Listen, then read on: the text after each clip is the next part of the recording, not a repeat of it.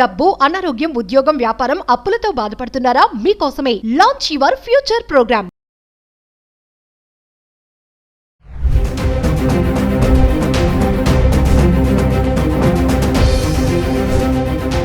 నమస్తే, welcome back to Suman TV. Present మనతో పాటు ఉన్నారు అనలిస్ట్ మందర్ కృష్ణారెడ్డి గారు. నమస్తే సార్. నమస్తే అమ్మా.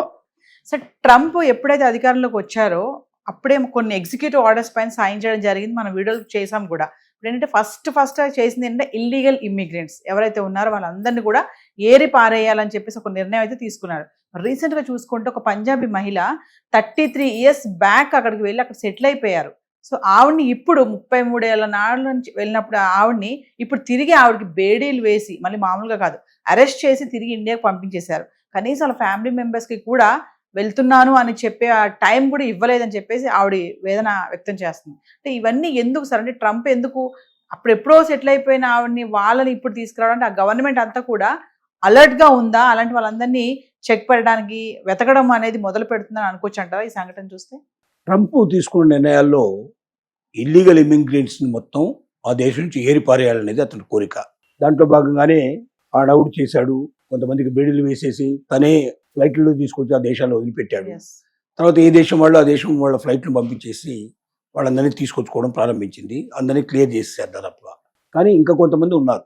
వాళ్ళు ఎలాగంటే 10 ఏళ్ళు, 20 ఏళ్ళు, 30 ఏళ్ళ నుంచి అక్కడ సెటిల్ అయిపోయి ఉన్నవాళ్ళు.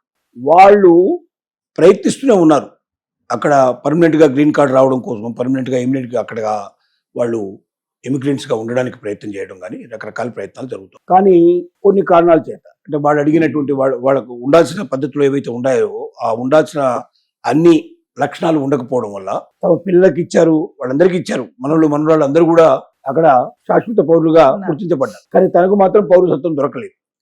బహుశా మరి మొదట్లో అంత అవసరం లేదని చెప్పి వాళ్ళు అప్లై చేయకుండా చాలా ఏళ్ళు దాన్ని అట్లా కంటిన్యూ చేసుకుంటూ వచ్చారేమో. తర్వాత ఈ మధ్య కాలంలో అప్లై చేస్తే రిజెక్ట్ చేస్తూ వస్తున్నారు. ప్రతి 6 నెలలకు ఒకసారి వెళ్ళి రిక్వెస్ట్ చేస్తూ వస్తుంది. కానీ తనకు మాత్రం పర్మనెంట్ వీసా ఇవ్వలేదు. మరి అందరికీ ఇచ్చి తనకి ఇవ్వలేదంటే దానికి కారణాలు బహుశా నేనే అనుకుంటున్నా. అంటే అంత వయసు ఉంది కాబట్టి ఆవిడకి అవసరం లేదు, మనందరికీ ఉన్నప్పుడు ఆవిడ మనతో పాటు ఉంటుంది కాబట్టి ఆవిడకి అవసరం లేదని చెప్పి కుటుంబమే నెగ్లెక్ట్ చేసి ఉంటుందని నేను భావిస్తున్నాను. నాకు అనిపిస్తుంది ఆవిడ చూస్తే, పరిస్థితిని చూస్తే. ఏది ఏమైనప్పటికీ 73 ఏళ్ల మహిళ హర్గీస్ కౌర్ అంటే మాట ఆవిడ పంజాబ్ సంబంధించినటువంటి వ్యక్తి. 33 ఏళ్ల క్రితం కుటుంబం అంతా కూడా అక్కడికి వెళ్ళింది. అక్కడ సెటిల్ అయ్యారు. అనేక రకాల ఉద్యోగాలు, వ్యాపారాల్లో వాళ్ళ పిల్లలు, మనవాళ్ళంతా కూడా ఉన్నారు. తను సడన్గా ఒకరోజు వచ్చి వాళ్ళు బేడీలు వేసి తీసుకెళ్ళిపోయి ఎంక్వైరీ మొదలుపెట్టారు. తను ఎన్ని చెప్పినా వాళ్ళు వినని పరిస్థితి ఏర్పడింది. చివరికి వాళ్ళు ఒక గదిలో ఆవిడని పెట్టేసేసి తాళం వేసేసి తను రాత్రంతా కూడా బంధించి ఉంచారు, సంఖ్యలు వేసే ఉంచారు. తర్వాత తనకి తినడానికి గొడ్డు మాంసం, శాకాహారి అయినా కూడా శాకాహారం చెప్పినా కూడా వినకుండా గొడ్డు మాంసం పెట్టారు. చివరికి ఏంటంటే బిస్కెట్లు కొన్ని దాంట్లో చిప్స్ ఏవో పెడితే అంతవరకు తినేసి కడుపు నింపుకోవడం జరిగింది తను. తర్వాత నెక్స్ట్ డే ఆవిడ రిక్వెస్ట్ చేసింది, నా మనవాళ్ళు పిలవండి, వాళ్ళకి ఒకసారి చెప్పేసేసి నేను బయలుదేరుతానంటే ఆ అవకాశాన్ని కూడా ఇవ్వకుండా తను బలవంతంగా తీసుకొచ్చి ఇండియాకి పంపించేశారు. ఇండియాలో ఇప్పుడు ఆవిడ తన సిస్టర్ వాళ్ళ ఇంటికి చేరుకుంది. తన ఊళ్ళో తన ఇల్లు ఉందో లేదో కూడా తనకు తెలియదు. 37 ఏళ్ల క్రితం వెళ్ళిపోయారు. 33 ఏళ్ల క్రితం అక్కడ ఉందో లేదో తనకు తెలియదు. ఇక్కడ బతకడానికి అవకాశాలు తనకు లేవు. తను మళ్ళీ తిరిగి అమెరికా వెళ్తాననే ఒక ధీమాతో తను ఉంది. ఏదో రకంగా సరే అమెరికాలో తనకు పర్మనెంట్ వీసా వస్తుందని తను వెళ్ళగల నమ్మకంలో తను ఉంది. కనీసం విజిటింగ్ వీసా మీద వెళ్ళాలని కోరిక కూడా ఉండొచ్చు బహుశా. ఏది ఏమైనప్పటికీ 33 సంవత్సరాల నుంచి ఉండి 73 ఏళ్ల వయసులో ఉండే వాళ్ళ మీద కూడా ఇలా కక్ష తీసుకోవడం కరెక్ట్ కాదు. ఎందుకంటే వాళ్ళు ఇప్పుడు ఆ రాష్ట్రానికి, దేశానికి ఏ రకమైన హామీ చేయరు.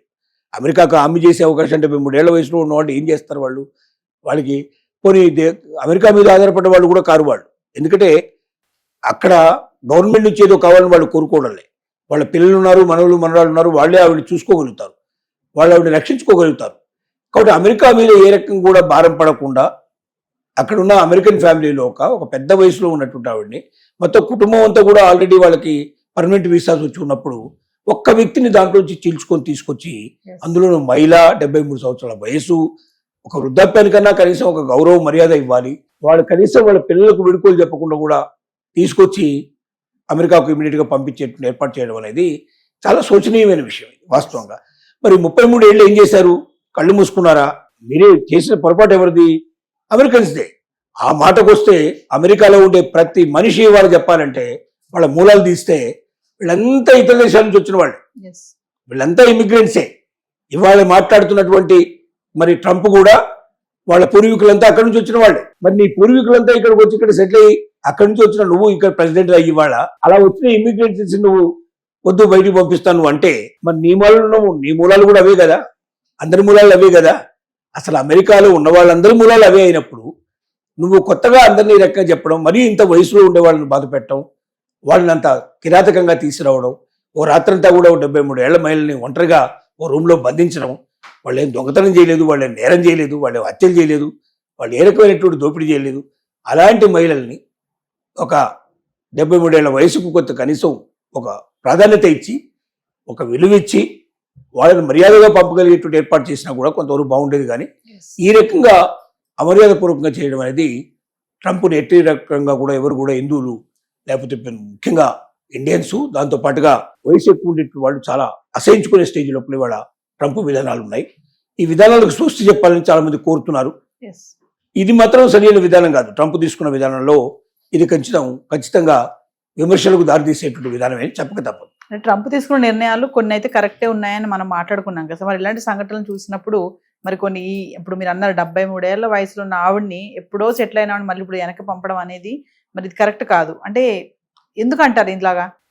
ఏం లేదు, ఒక రకమైన భారతదేశం మీద ఒక కక్ష తెచ్చుకుంటున్నాడేమో కూడా అనిపిస్తుంది. భారతదేశం ఎదగకూడదు, భారతదేశం పోటీకి రాకూడదు. ఇప్పుడు 4వ స్థానానికి వచ్చింది ప్రపంచం లోపల. త్వరలోనే 3-2 స్థానాలు 1వ స్థానానికి వచ్చేస్తుందేమో, అమెరికాతో పోటీ పడుతుందేమో. చాలా వేగంగా అభివృద్ధి చెందుతుంది భారతదేశం. దాంతో పోలిస్తే అమెరికా అంత వేగంగా లేదు. కాబట్టి భారతదేశం అమెరికాను మించిపోయేటట్టుగా కనబడుతోంది. దాన్ని కనబడకుండా చేయాలంటే ఎక్కడికక్కడ తొక్కేయాలి, ఎక్కడికక్కడ కక్ష తీర్చుకోవాలి అని ఒక వ్యక్తిగత కక్షలాగా దేశం మీద ఒక కక్ష పూనాడేమో అని మనకు అనిపిస్తోంది చేస్తున్న చర్యలన్నింటిని బట్టి. Thank you.